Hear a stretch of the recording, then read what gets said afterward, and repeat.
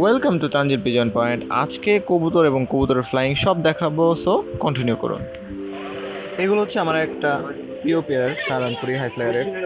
এদের গায়ের রং সাদা হয়, হালকা সিলভারি সাদা থাকে, আর গলার রংটা হচ্ছে কিছু জিরা আছে, লেজটা কালো হয়, ঠোঁট হালকা হালকা গোলাপি টাইপের ঠোঁটটা হয়, আর পাগুলো হয় গাঢ় গোলাপি বা লালচে, আবার খয়েরি পাও হয়, আর চোখটা হয় ক্রিমিশ, একদম ক্রিম হোয়াইট।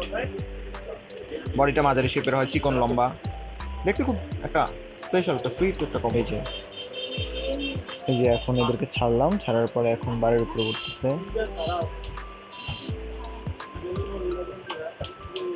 এরা খুব ফাস্ট উপরে উঠে যায়। এদের উড়ার ভঙ্গিটা মনে হয় যেন এই উঠতেছে আবার এই নেমে গেল, এরকম একটা ভঙ্গি নিয়ে প্রথমে উড়ে, আবার উপরে উঠে গেলে একদম ভ্যানিশ চলে যায়।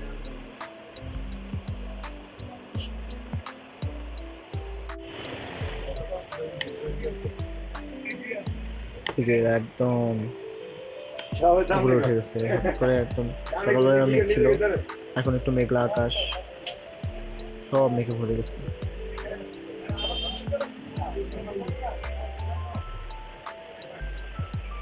ওই যে দেখেন ক্যামেরায় খুব একটা ধরা যায় না, একদম খুবই ছোট, একদম বালুর কণার মতো দেখা যায়। কবুতরগুলোকে প্রায় 9টা 9:15টার সময় ছাড়া হয়েছিল, এখন প্রায় 5:30টার মতো বাজে।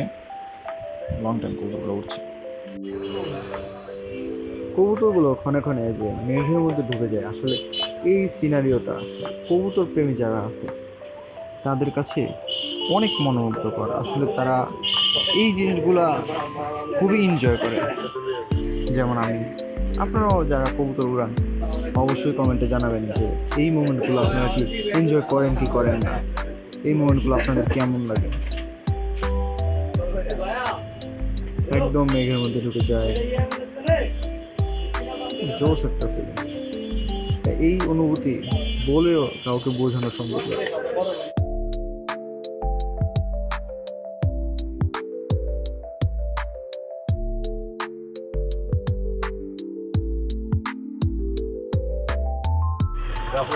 ধন্যবাদ ভিডিওটি দেখার জন্য এতক্ষণ, আর লাইক কমেন্ট করতে ভুলবেন না, অবশ্যই চ্যানেলটি সাবস্ক্রাইব করে দিবেন।